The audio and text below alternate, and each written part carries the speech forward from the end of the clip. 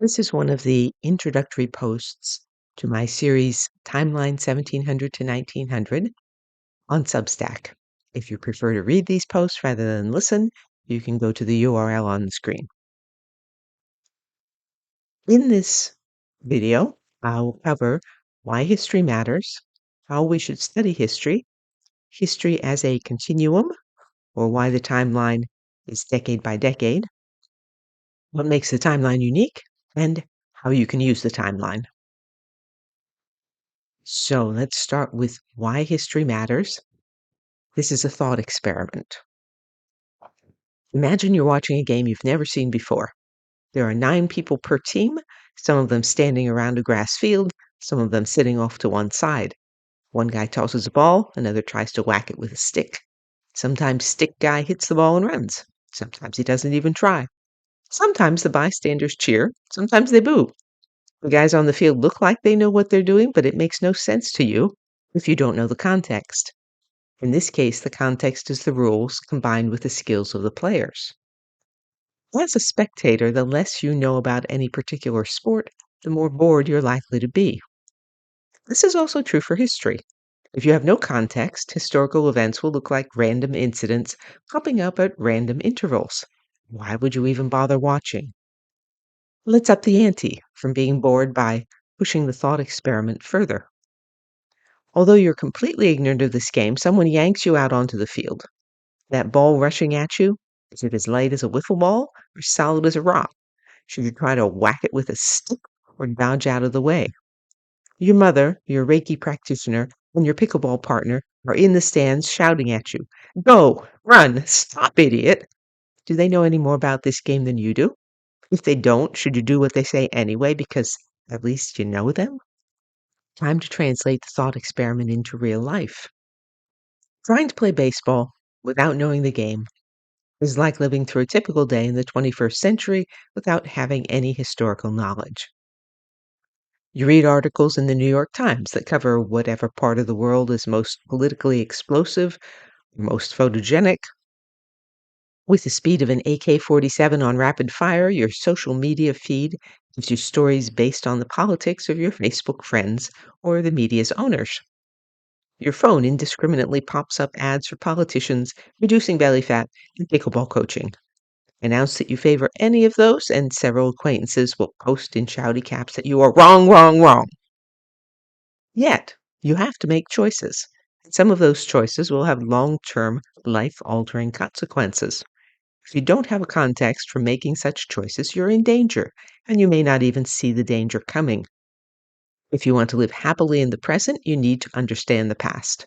If you want to change the future, you need to know how we got where we are today.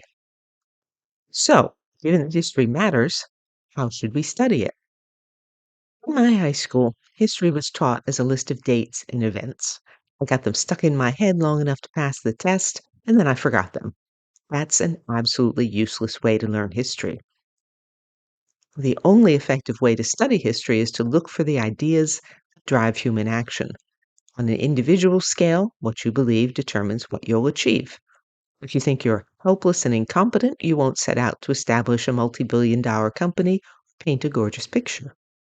Ideas also drive human action on a large scale.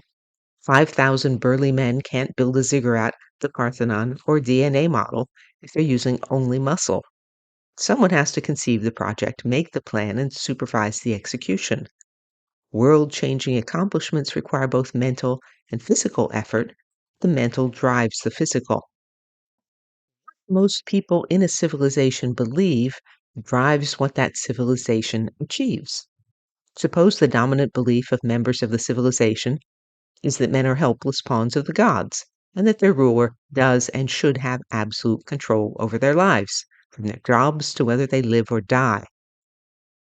Most of those living in that civilization will be too cautious or too terrified to challenge the accepted order of things with new scientific theories or artistic innovations. On the other hand, if most members of a civilization, or even a handful of its members, believe that they have free will, the ability to act, the right to question and discover, well, stay tuned to Timeline 1700 to 1900 to see what happens in the late 1700s. with such beliefs. The point is, the only effective way to learn history is to watch for dominant ideas and then see how they play out in actual events. So, on to history as a continuum, or why I've organized the timeline decade by decade. If we study ideas rather than a multitude of separate events, dealing with 7,000 years of written history in a single block is impossible. Hence, scholars traditionally break history into periods: Babylonian, Greek, Baroque, Rococo, and so on. But it's crucial to bear in mind none of those periods is self contained. Some old fashioned ideas always persist. Some radically new ones are always being created, tested out, accepted, or rejected. In the early 1780s, for example, Fuseli created a work that's a precursor of the Romantic movement. It's the upper left. David created one of the iconic examples of neoclassical painting. That's the lower left. And Clodion sculpted a monument in the Rococo style. This is how human history progresses, bit by bit, in different fields. History is a continuum. That's why I chose to organize timeline 1700 to 1900 by decades rather than traditional historical periods. Within each decade, we look for connections forward and backward. How did philosophical ideas change? What happens to political events and economic trends as those ideas change? Do the subjects and style of literature and visual arts also change as these new ideas become more widely accepted? The major events and trends section at the beginning of each decade in the timeline looks at such changes. Spoiler, ideas, whether they are philosophical, economic, scientific, or aesthetic, do not immediately change the culture. But if the ideas are radical enough and widely accepted enough, change will happen. One word here on the focus, the geographical focus of timeline 1700 to 1900. For the sake of transparency, I should say that I was born and I live in the United States. Two categories in each decade are devoted to the area that is or became the US. A timeline written by a South Korean, a South African, or a Finn would include substantive differences. Same reality, different focal point. I've said more on the choice of entries for the timeline in several posts on methodology, which I'll record eventually. But right now, on to our fourth point, what makes the timeline unique. There are 3 points. The first is the fact that it's divided into categories. Unlike most timelines which focus, say, all on politics or on the arts, this one includes a very broad range of categories. Every decade starts out with a section of major events and trends. This is a bird's eye view of what's going on, including types of government, state of the economy, the direction of scientific theories and discoveries, and major shifts in public opinion. For the arts, this section includes new genres, subjects, and styles. Then there is a section on politics worldwide. It includes wars, hot or cold, rulers, the rise of major political movements, exploration and colonization, and much more. Entries in this category are chosen on the grounds that sooner or later they significantly affect the United States. There's a section on presidents of the United States.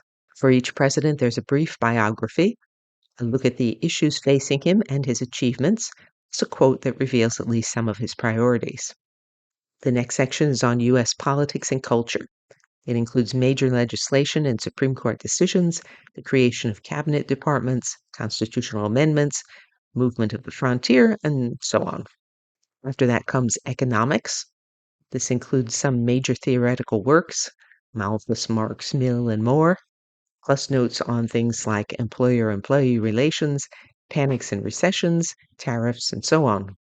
Science and technology is divided into math and physics, earth and space, animals and plants, and technology. Not all of these appear in every decade. The philosophy and religion section includes broad views on reality, the nature of man, free will, politics, faith, and so on, by authors ranging from Locke and Cotton Mather through Kant, Schopenhauer, and Nietzsche. The education section includes theories on who, how, and what should be taught, from Diderot and Rousseau to Wollstonecraft and Dewey. The nonfiction section has massively influential works that don't fit tidily into any other category. For example, Gibbon's Decline and Fall of the Roman Empire, Burke's Reflections on the Revolution in France, Frederick Douglass's autobiography, and Mahan's Influence of Sea Power upon History. There's a category of aesthetics, which I didn't put an example above. It includes theoretical works on the arts from Winckelmann and Burke to Kant and Ruskin. In visual arts, we have architecture, painting, and sculpture. Architecture milestones range from the Baroque Abbey of Melt to Sullivan's Carson Peary Scott. In painting, there are major works from Watteau and Canaletto to Monet and Winslow Homer. And in sculpture, there are important works from the Trevi Fountain to Frederick Remington. In literature, we have a section of fiction, which includes novels and short stories ranging from Defoe's Robinson Crusoe through Austen's Sense and Sensibility and on to Dreiser's Sister Carrie. Poetry, there are works by Alexander Pope, William Blake, Rudyard Kipling, and many more. And in drama, there are major works by Congreve, Schiller, Goethe, Hugo, Ibsen, and more. In opera, we look at works by Handel, Mozart, Verdi, Wagner, and more. And in music, there are orchestral works ranging from Handel and Vivaldi through Beethoven and on to Debussy and Elgar. Incidentally, once a month, I do a free post that has a playlist of significant works from the music category of that decade. It's always fun to put that together. If you were wondering what qualifies me to write on this wide range of topics, you can read several posts on my autobiography as a writer, which started appearing in October of 2024. All right, back to the second point of what makes the timeline unique. We've put in a multitude of cross-references between categories and decades. It's a reminder that no one entry occurs in a vacuum. For example, the entry for Delacroix's famous painting Liberty Leading the People includes a cross-reference to France's July Revolution, which occurred in 1830. The entry on Jacksonian democracy includes cross-references to the Democratic Republican Party, John Quincy Adams, Manifest Destiny, and the Whig Party. Cross-references appear in curly brackets like these. Third feature that makes the timeline unique is a selection of illustrations and excerpts that help bring the spirit of that decade vividly to life. The excerpts are from both fiction and nonfiction works, and the illustrations include not only artworks, major scientific and technological achievements. Put these at the end of the decade, but they are marked within the text by this paragraph sign if it's a literary excerpt and this section marker if it's a visual. Okay, on to the final section, using the timeline. What do you do with all this? 3 suggestions. First, you can look just at topics that interest you. Every decade, as you've seen, is divided into categories. If you love classical music, you can bone up on orchestral music in the late 18th century to find out why Beethoven is considered such a big deal.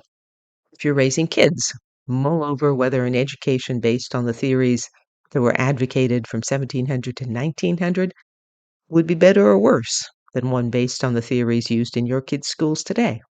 Is there perhaps something from the past that you could adapt to make today's schools better? If you're running a business, what economic theories and government policies seem to foster prosperity? Which ones are catastrophic? Second way to use the timeline. If, like me, you are an avid reader, you can use the timeline to give you a new perspective when you read Bronte's Jane Eyre, Voltaire's Candide, Mitchell's Gone with the Wind, Quinn's Bridgerton series. The list goes on, and it extends to nonfiction as well. I recently finished Doug Brunt's The Mysterious Case of Rudolf Diesel and Eric Larson's Demon of Unrest. Researching the timeline has made me much more engaged with both. And finally, you could use the timeline to understand current events. It gives you a better perspective to know the context. And perspective is beyond price at a time when events hit us as bullet-sized snippets delivered rapid fire. Occasionally, your reaction will be, oh my God, no, not that again. And sometimes, delightfully, it will be, hooray, that again. Each month, toward the middle of the month, I do a free post on connections that explore some relations between things that happened in that particular decade and what is going on today. If you want to change some aspect of the world, think of the timeline as scaffolding. Knowing the ideas that have dominated history will let you build a better understanding of the past and the present, and it will increase your ability to change the future, whatever you want that future to be. This is the end of this series of posts on studying history. The next set is on methodology, which includes the sources for timeline 1700 to 1900, how I choose which entries to include, and my formatting choices. But meanwhile, I want to leave you with some food for thought. Two history-related quotes that are worth remembering. From George Santayana in 1905, progress, far from consisting in change, depends on retentiveness. When change is absolute, there remains no being to improve, and no direction is set for possible improvement.